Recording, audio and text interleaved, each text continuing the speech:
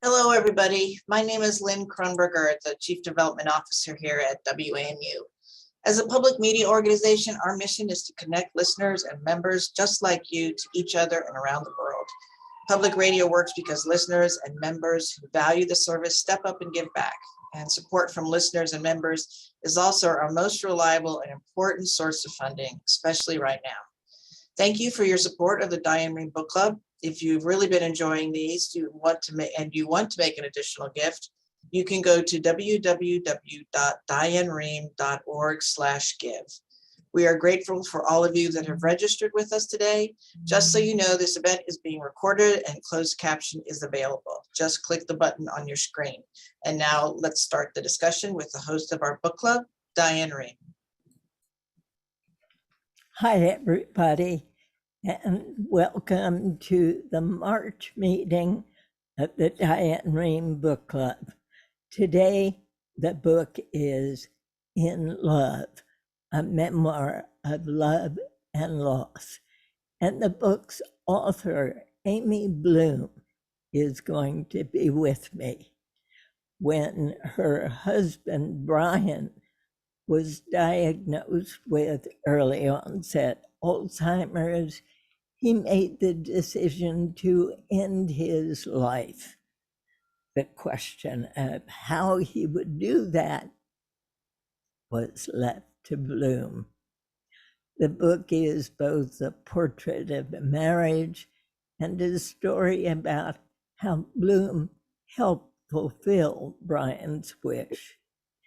Amy Bloom is a best-selling novelist and short story writer and a professor of creative writing at Wesleyan University. I'm so thrilled she's here with me today. Welcome to you, Amy. It's so good to be here. It's so good to see you again. Thank you. And we will be taking your questions throughout the hour. You can type them in the Q&A box at the bottom of your screen, and we'll try to get to as many as we can. Amy, tell me a little about Brian, who he was and why you felt so hard for him. Oh, I'm glad you asked why I felt so hard for him and not why he was who he was, because that would be a much longer story. He was a big dog. He was a big physical presence. He had a big laugh. He had a big heart. He was very much the oldest son of a large Italian family with everything that implies, in case you happen to know large Italian families. And he was always two things, a great embracer of life, the kind of guy that if you said to him, honey, there is the drag queen mermaid parade in Coney Island starting in just 2 hours, he would say, let me get my hat. I love that quality, and he was always game. Whatever it was, something new, something different, trying something. He was really quite committed to being in therapy, because he said he had lots of things to unpack and undo. And again, just game for it. One of my favorite things about him was that when he was in therapy, at one point, sort of, sorting out things about life as one does, his therapist was a very serious old school psychoanalyst. And Brian would come back and said, we had the best time. We were talking about Yale's defensive line this year and where the problems are. And I'm thinking, is there any actual therapy? Yeah, or is another right. Falls in love with you? And that's what he was like. So you were married for almost 13 years. Yes. When Brian died. How far into the marriage did you first begin to see signs that Brian was changing? Well, I first noticed it, as anybody who knows people with Alzheimer's, it's really a diagnosis that occurs in hindsight. in lots of ways. He had had a job that he got very easily as an architect. And then once he had the job, he just kept coming home, and I could see quite puzzled and frustrated about things in the office, not about the design work, but about, for example, how to use the printer. And he struggled with it, and he struggled with it, and he did not master it. And he would come home and say, well, you know, the administrative assistant seemed kind of annoyed with me. I need to ask her again. It's a very tricky printer. And I kept thinking, how tricky a printer is it? And he left that job after 2 years, and he expected to have that job, you know, until he was at least 65, 66, 67. And they were very nice about it, but they basically said, you don't seem able to work within the parameters of the office. You don't seem to be able to get the work done in a timely fashion. You seem to be having some difficulty. And I was certainly aware that he was spending, as far as I could tell, a lot of time in the university dining hall because he didn't feel like there was much for him to do. So that was 2 years before he was diagnosed. And there had been some other things that were smaller. But after that, I would say you begin to sort of see the boulder rolling downhill. And so when we got the diagnosis of Alzheimer's, it was terrible, but it was not shocking to me. Was it shocking to him? I think he was surprised. I think that he felt that perhaps it had been temporary, some of the memory loss, perhaps it was fixable. I think, knowing Brian, I think that what he would have thought is, tell me what to do and I will fix it. You began keeping what you call the blue notebooks. Talk about those and how they helped or didn't. Well, they helped a little bit because we both agreed that the blue notebooks would be how we communicated about schedules. And when you are with somebody who has a lot of short-term memory issues, schedules become very important. And so every day I would put the day and the date and the time that I was writing the note at the top of the page, and then whatever information I thought it would be helpful to him to have. And also my own notes, which were things like, when is the appointment? Does he need vitamin B12 supplements? Who's taking him to the gym? You know, sort of just the organizational aspect of caregiving. And then the question, because sometimes it's pretty difficult, how was he diagnosed with Alzheimer's? Oh, he was diagnosed by a neurologist who met with us and gave him a couple of different tests regarding cognitive function and interviewed him and interviewed me, and then had an MRI. And then we had another conversation with the neurologist about the findings of the MRI, which at that point were not surprising to us, which showed the changes in his brain. And you know, they are very careful, neurologists, not to say it is definitely Alzheimer's, because that's not something you know unless there's an autopsy. On the other hand, she was very clear that it was, as they call them, a dementing disease.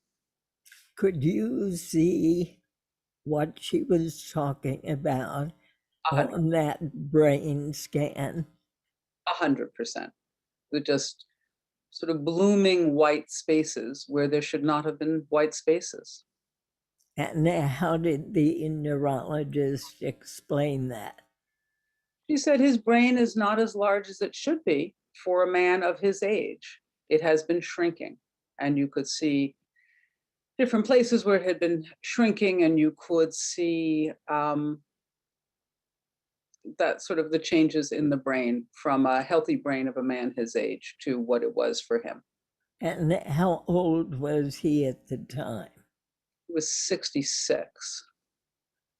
Now, I'm going to ask a question that is being debated even as we speak, and that is he played football at Yale. Mhm. He was a star. He was. Do you think football had anything to do with the development of Alzheimer's? Well, I do, but I'm not a neurologist. It is the case that three of his friends with whom he played football all developed Alzheimer's in their 60s. And again, that could be anecdotal, that could be coincidental, depends on how you choose to think about these things. It seemed to me that that was not random, you know, as it seems to the NFL that it is not random.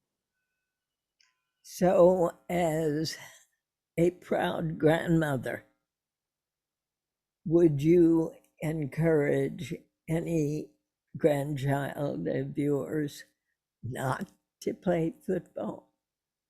Well, it's hard for me to say since I'm not really in that position. I have four granddaughters, uh, thank God. Also, I come from such a distinctly unsportsy family. Huh. The idea that anybody with my genetic material would be capable of playing football seems very unlikely. We are people who make an effort at badminton. But it wouldn't make me happy. It wouldn't be what I wanted for a little boy in my family. And I know Did, people struggle with this. did Brian think about football as having had anything to do with Alzheimer's? 100%. Did he? 100%. I mean, that doesn't mean that he would have gone back and done anything differently. He loved football, but he absolutely thought that it had something to do with it. And one of his favorite stories was telling me how Johnny Unitas, a great football player, had adamantly refused to let his sons play football for exactly that reason, because that was his concern. I think they both grew up to be excellent professional golfers. So, when he learned he had Alzheimer's, he was pretty definite about not wanting to live through it. How did he express that? He said, I know what Alzheimer's looks like. I am not prepared for the long goodbye. I want to die on my feet, not live on my knees. And you know me and you love me, so you're going to help me. And you said, I said, well, there's another way to go, and I will take care of you, and I will protect you, and I will look after you, and we can do that. And he just looked at me and he said, absolutely not. He said, when I go, I want people to miss me. I don't want them to be relieved. wow. So you were tasked then with finding a way for Brian not to live through it. Connecticut, where you live now, I gather, does not have medical aid in dying, and even if they did, they would not allow it for Alzheimer's disease, since one has to be within 6 months of death in order to have it. And Brian could have gone on for 10, 20 years. Certainly, I mean, the neurologist basically said, you should anticipate that his body will last for at least 8 to 10 years. And she was very careful not to say that his mind would last that long, because she felt that he had already probably had Alzheimer's for 2, even more likely 3 years before the diagnosis. And he understood that. And he understood, as he said, the difficulty is you have to either leave before you're ready, or you will not be able to leave at all. And I think that's a very accurate description of the situation that people with Alzheimer's find themselves in. And what did that mean to you? He did have to kill himself in some way or another? Well, that's certainly what it meant to him and to me. I mean, there are not a lot of different options. And since there's no advance directive, if you have Alzheimer's, in other words, writing on a piece of paper, if I cannot do the following things, I wish for my life to be ended, is functionally of no use to you at all. You had his brother and some friends who offered to help him find his way out. What did they say? Well, they were both kind of hunting and fishing kind of guys. His best friend, God bless him, a wonderful man, said to him, maybe you don't have to go yet. And then when you're ready, I'll just take you out in a field and shoot you myself. And Brian hugged him and thanked him. And his brother made a similar offer. And Brian said to his brother, well, you could go to jail for that. And his brother said, for which I really loved him, his brother said, I don't get out that much anyway. So you began to search, and you begin the book as you embark on a trip to Zurich and to Dignitas. Talk about how you reached that point. Well, that's what Google is for. You begin to research end of life, legal end of life possibilities that are painless. That is not a long list. And so when we found Dignitas, which is a nonprofit organization, you apply to become a member, which we do, which requires nothing except a very short application form and sending them a couple $100.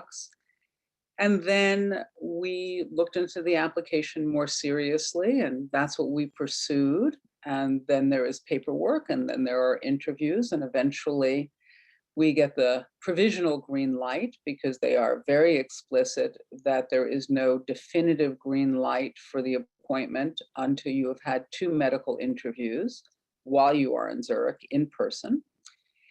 And we did all of that. And then you find yourself in Zurich and at the hands of people who, I have to say, were unfailingly kind and tactful and helpful. But Amy, I want to back up a bit, because getting you to Zurich required lots on this end from doctors who were not necessarily terribly helpful. That is true. It turns out that doctors are people. And I always knew that because I have a number of friends who are doctors who are people and lovely people. And it may be that the doctors who were unable or unwilling to help us were also lovely people. But all I knew as Brian's wife is they were not helpful. How were they not helpful?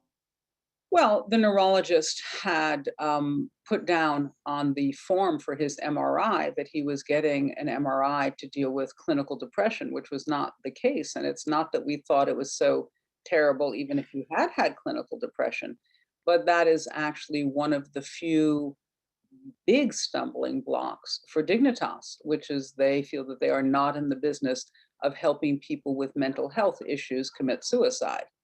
That's not what they're there for.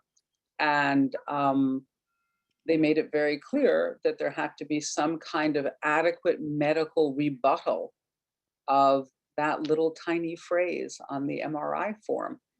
And then that was what we went in search of and eventually were able to get, but it was a very difficult process. And in a way, I suppose part of what Brian wanted me to write about was to let people know what they should know about planning and expectations for the end of their life in the United States.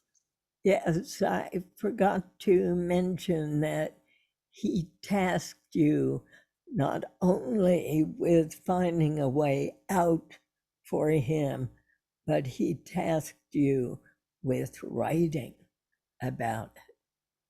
He did. He had great confidence in me, I think. On that issue of depression, here's a question from someone in our audience, Beverly, who said, the labyrinth to acceptance into Dignitas was truly compelling. I had no idea there were so many steps and re-steps and step backs and step agains. But I can't fault Dignitas. In fact, I was rather impressed by it. But what Alzheimer's patient is not depressed? What Alzheimer's patient can swear to being sane when their brain is already in a state of atrophy? Well, first of all, I agree absolutely with the comment that she cannot fault Dignitas, nor do I.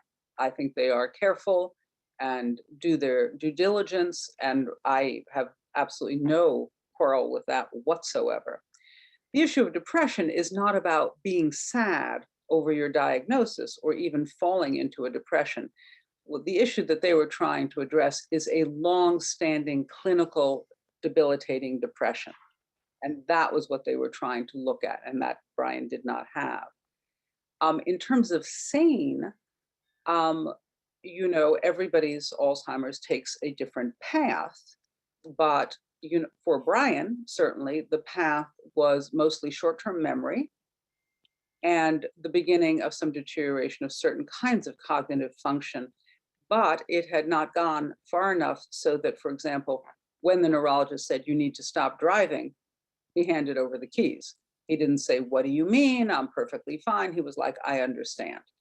And so I don't think sanity really came into it. He understood what he was doing, what he was deciding, what the outcome would be, what the consequences were.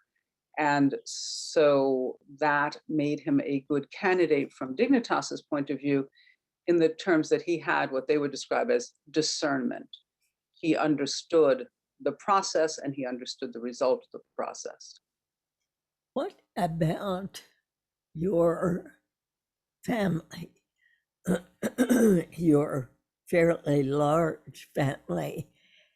How or when did you tell them of his diagnosis?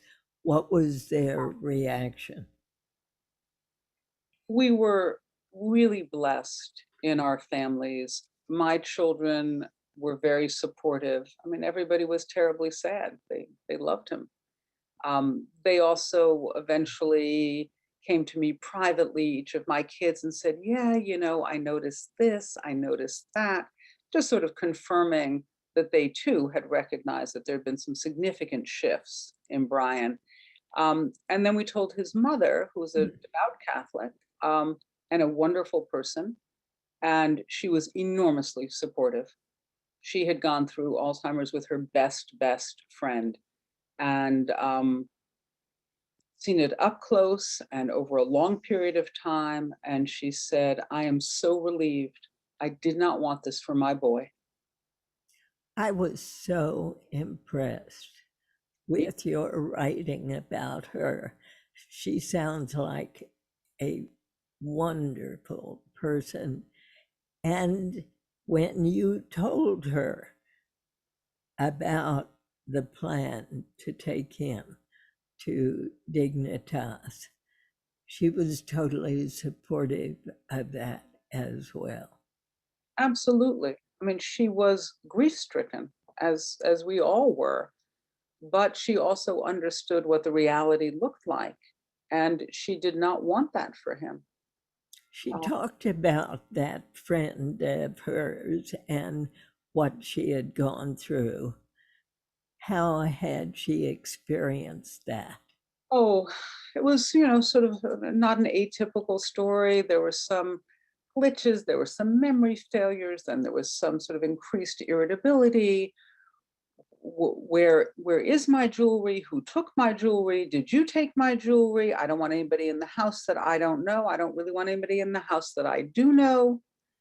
then being unable to navigate or drive around even during the day, even in the neighborhood that she had lived in for 50 years, then beginning to struggle with, the TV and the phone and the computer, and we just kind of blew past that.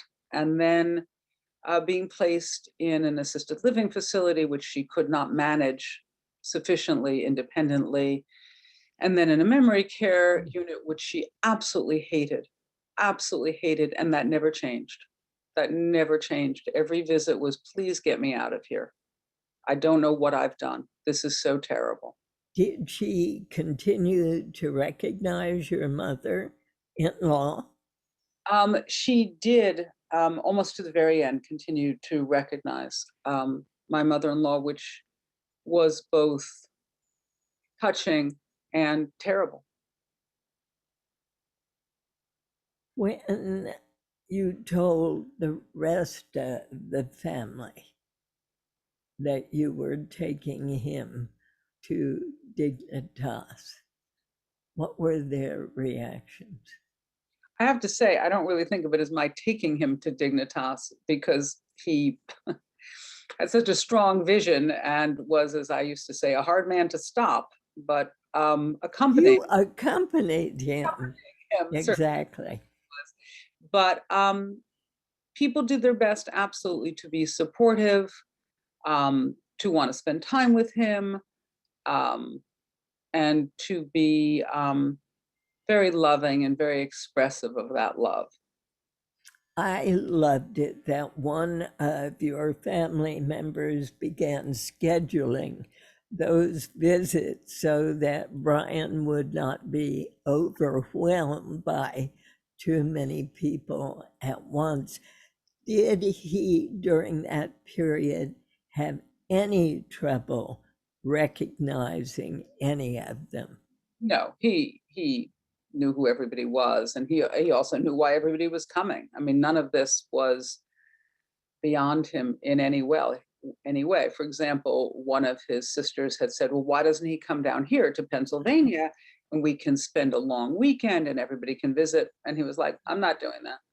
And he said, if they would like to see me, they can come up here. And I was like, okay, then that's how that would be. And that's what they did. A question from another listener: what is the criteria to be accepted at Dignitas?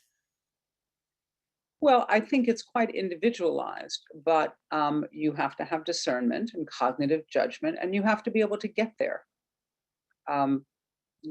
People are often accompanied by family members. I know people have gone to Dignitas in a wheelchair, they have gone to Dignitas with oxygen, but you have to be able to make the trip. You have to be able to communicate your agreement and your understanding of the process. They ask you multiple times, are you sure this is what you want to do? If at any point you wish to change your mind, please let us know. We are very comfortable with you changing your mind. And we will ask you again if you would like to change your mind. We will be very supportive of that. But you need to be able to respond to that. So again, it has to do with understanding that the window is never as large or as long as one would like.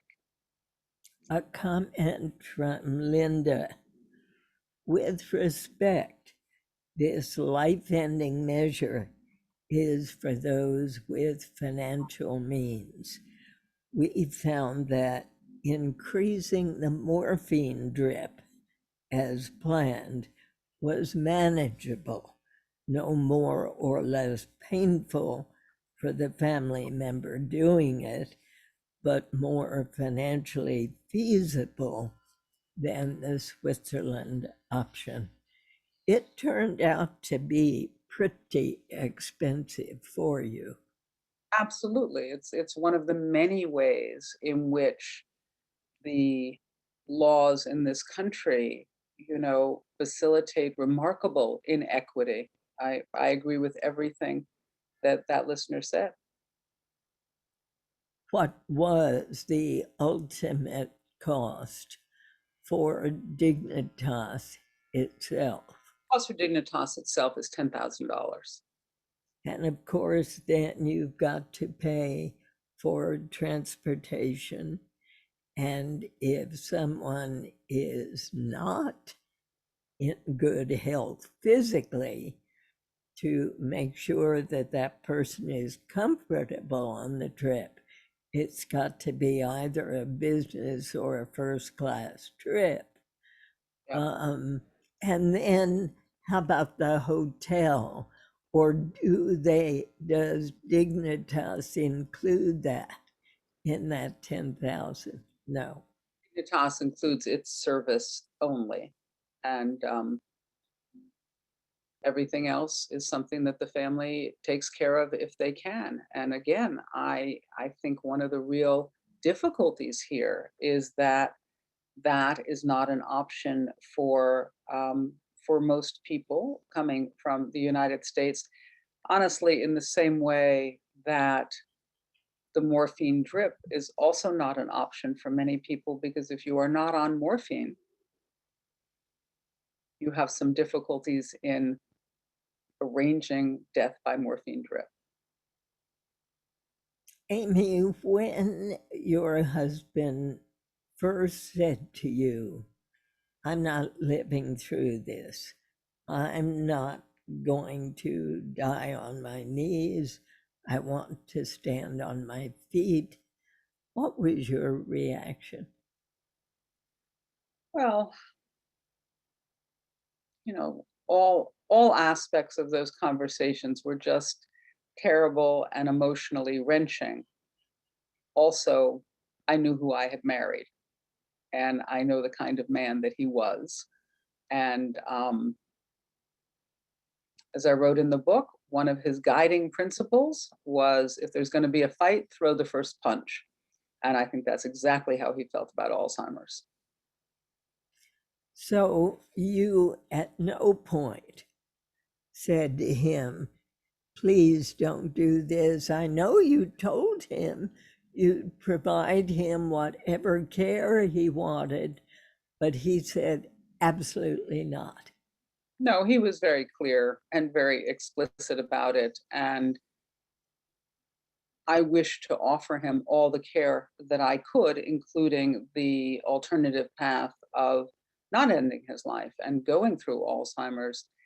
But I did not beg him to change his mind. To follow up on the last question, at Dignitas, you don't have to have a diagnosis that you will die within 6 months. Do you need to have a diagnosis that would eventually be terminal?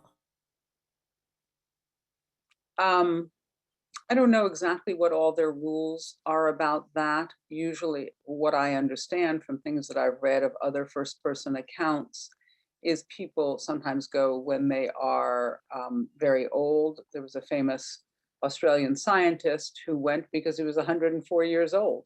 And he said, I've had a great life. My vision is failing. My mobility is diminished. My hearing is diminished. My friends are dead. I would like to go at this point, and I have loved my life, and I am ready to be done. So that was certainly an acceptable standard for Dignitas. Other people have gone with ALS, a really wide range. I know of a couple who went because the husband had been in chronic and debilitating pain for 10 years and was now in his mid 80s and was like, I feel all right with this. I feel that I am ready for this to be over. And I think the answer to that listener's question is a clear no. You do not have to be diagnosed as within 6 months of death, except in this country. That is clearly the case, and it must be done by 2 doctors And there are so many doctors in this country absolutely unwilling to participate in this program of what I have come to call, and many organizations call, death with dignity, compassion and choices. One of the most effective groups in this country pushing for legislation in each state to allow for death with dignity. Here's another. Can you say a little, and I can answer this as well. Can you say a little about whether the death is considered a suicide by US standards, and if it affects wills, insurance, etc.? Well, if you probably have more expertise in some ways than I do, whatever you want to respond to that, Diane, I think that'd be helpful. My husband had Parkinson's disease. He decided he no longer wanted to live. His doctor had told him he was within 6 months of death, but he lived in Maryland, so he could not have his wish of death with dignity, and instead chose to starve himself to death, which took 10 full days. The death certificate reads that he died from the effects of Parkinson's disease. And the doctor was very, very clear about that. So, as far as wills, insurance, I think each person needs to check that out before going into this kind of decision and moving forward with death with dignity in this country or anywhere else. What did Brian's death certificate say? I believe it said Alzheimer's as the cause of death. Yeah. You know what was so interesting to me after you got to Switzerland and Brian was given by these two wonderful women who stood in the kitchen, I gather. They gave him first an antiemetic, and that is so that the drinking of the drug will not come back up. And they said to you, this will last for 30 minutes, this antiemetic. Well, you and Brian just kept on talking We did. We were for talking. those 30 minutes. And then he was like, oh, time's up. Let's do it again. So he had to take another antiemetic.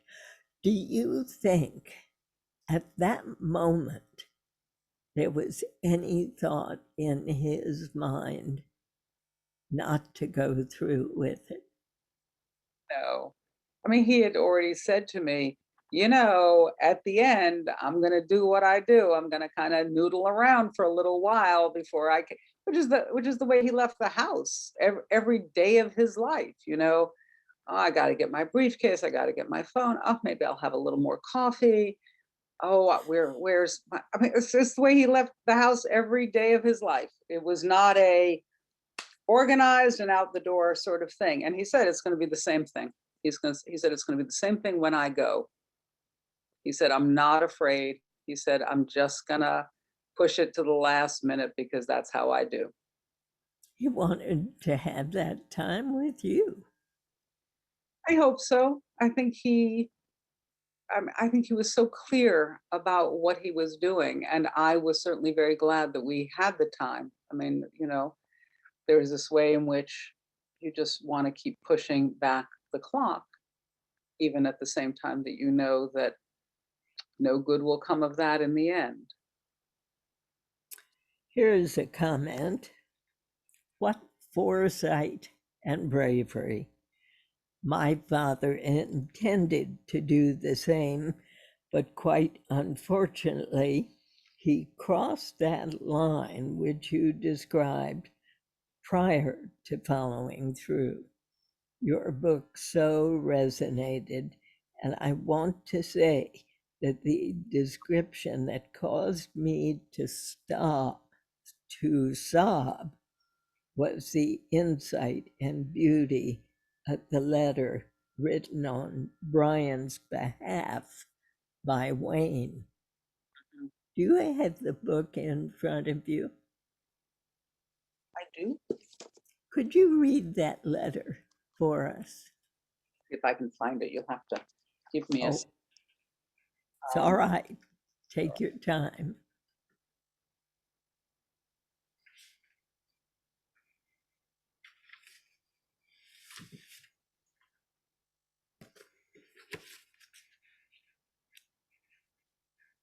Sure.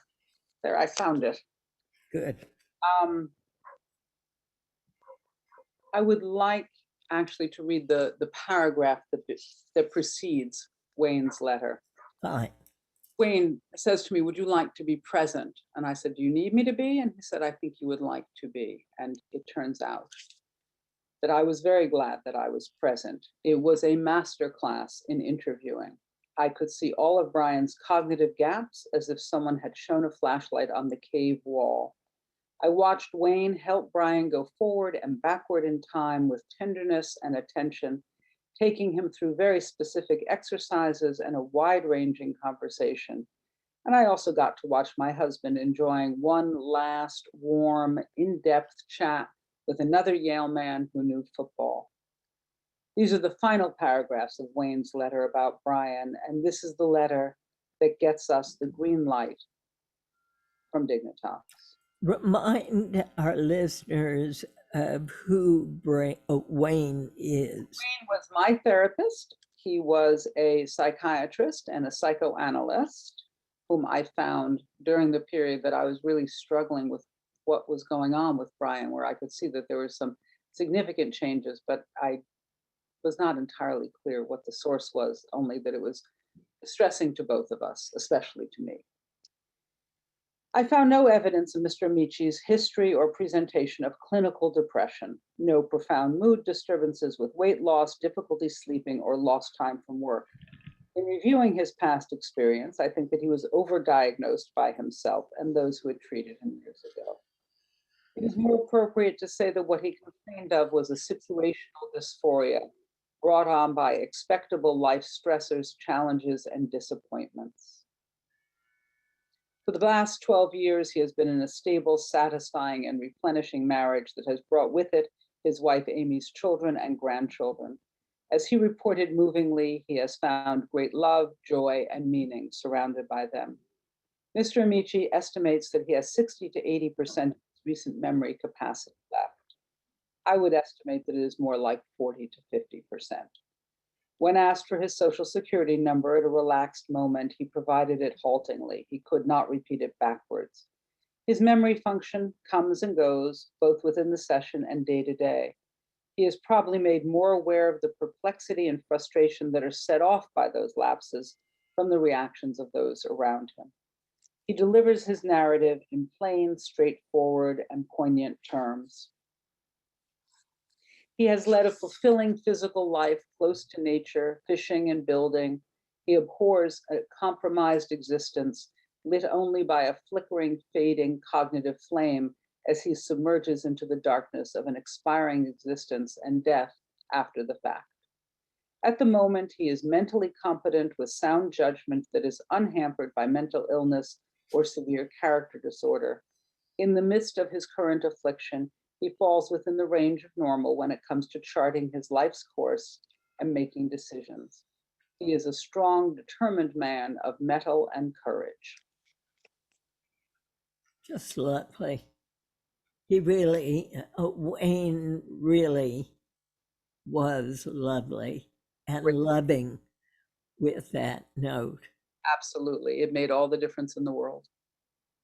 I mean, Brian, perhaps couldn't have gone all the way to Dignitas without that note. Absolutely. Did you consider any other approaches than Dignitas? What else did you go through before you finally got to Dignitas? Well, Dignitas came to the top of the list fairly quickly, since Brian did not qualify for any of the right to die states in the United States. So those were not options. And, you know, Brian had his own opinions about other ways of ending his life. He wanted peaceful and he wanted painless, and he wanted me with him. So that already shaped the parameters. But like anybody else, I suppose, you look at all the possibilities and you just, you know, it's like discarding the cards one by one. And what's left was for us, was Dignitas. And, you know, it's so ironic because there you are in Connecticut. Vermont has death with dignity laws, but Brian was not within 6 months of death. Right. So, There are no right to die states in this country which in any way accommodates somebody with a dementing disease. It doesn't matter if it's Vermont or it's Oregon or it's Washington, D.C. That is not something that people have yet come to terms with how they might shape a different set of policies. it's so sad because I think that poll after poll has indicated that people are in favor of death with dignity. They want to have it.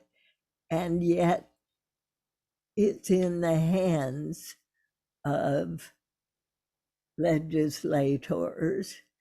You've got about 10 states currently looking at it. Massachusetts, it's gone before the Supreme Court of Massachusetts on behalf of Roger Kligler, who's been living with stage 4 prostate cancer for a number of years and wants that right to die in his own home.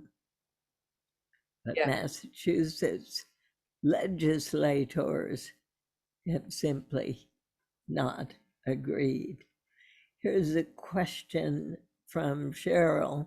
I loved the book.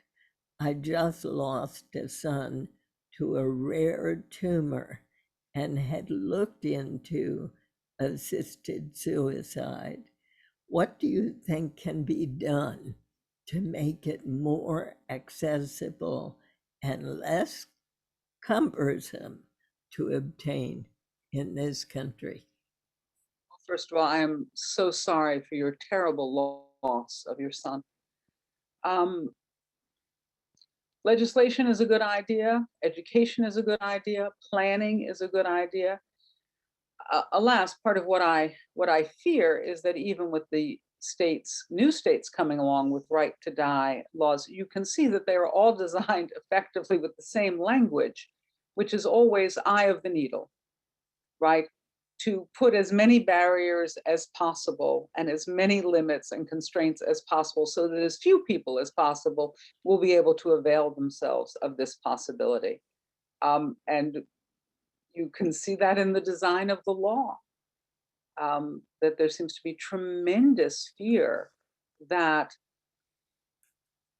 somebody who has a terminal disease, although it may not be with 6 months to live, let's say you have a terminal disease with a year to live or 2 years to live, there is absolutely no state in the United States in which you can say, I'm in terrible pain. This is unbearable. I have no quality of life. My diagnosis is that I will be suffering from this disease, whatever it is, for 2 more years. There is no possibility of relief, or as Diane says, death with dignity. That's something not available in any of the forthcoming laws or any of the laws that exist now. I gather there is now another group in addition to Dignitas in Switzerland, which ask the patient, rather than drinking a substance, will inject Mhm. a substance which will put that patient to death very quickly. Did that organization come to mind before or after you had chosen Dignitas? I didn't know anything about it until after we were researching Dignitas and Pegasus, which is also in Switzerland and very similar. Then began to sort of show up as I was Googling, but we had already started down the road with Dignitas. They were responsive. Brian felt comfortable with that. We sort of had a vision of how that was going to go. I was able to talk to a woman who had brought her father there to Dignitas, and that was extremely helpful and reassuring. So we felt that we would continue as we had begun. There was another issue that sort of troubled me after Brian had died, and that is that you were asked to leave very quickly. Tell me about those moments. Well, and again, in fairness to Dignitas, it wasn't quickly. I had sat with him for quite a long time. Ah, good. They did not rush me out the door. Really, Good. I cannot say how much tact and kindness I received from these people. But after I had sat for a very long time, and I have no doubt I could have sat there for a long time afterwards, they were like, well, probably it would be time to think about going if you feel that you are ready. And after that, it had been some time. And I did, I don't know, you don't ever really get ready, but I could leave. And at that point, I did. But there was a reason that they wanted you to leave. They did, because the police would eventually come and make their report on the death. And I think correctly, they felt that that would not be a positive experience for me, and they wished to spare me that. What do you know about what the police involvement actually is? I'm happy to say I know very little about what the police involvement actually is. I felt that although I'm a very curious person and I like to know a lot of things, I didn't need to know that. You didn't need to know that. I didn't. I felt like I needed to know how to take care of Brian, and I needed to know how to depart, but I did not need to know the details of all of that. Not A, even not even for the book. a friend met you at the airport, And we went and we flew home. and you had been so happy and touched by the fact that that friend was there to fly home with you. This is my oldest friend. I was very grateful. How did you feel leaving Brian behind? Well, it was terrible. It was terrible to have to leave him. It was terrible for him to have to leave. Somebody said to me, "Oh, do you have any regrets?" I was like, "Yes, I regret that he had Alzheimer's." everything flowed from that. But I was also glad that he had been able to do what he wanted to do. As terrible as it was peaceful, it was painless. We were holding hands. We said our I love yous. And as terrible as that was, if he had been unable to do that, that would have been more terrible. I think what's so wonderful about this book is not only you're helping us to understand the difficulties and indeed the pain that you went through, but also the humor that came with it. And for that, I really thank you. I think that this book is going to bring so much comfort to so many people who may or may not be in the same situation. But Amy Bloom, I thank you for being here with us today and for sharing your story, your love for Brian, and everything that happened in your wonderful marriage to him. Thank you. Oh, thank you. Thank you for the conversation. And I do hope it is helpful to people, if nothing else, in starting a conversation. Indeed. And that is my hope as well. Thank you again, Amy. Thank you for having me. Bye-bye. Bye. And I wish to thank everyone for being part of this discussion today.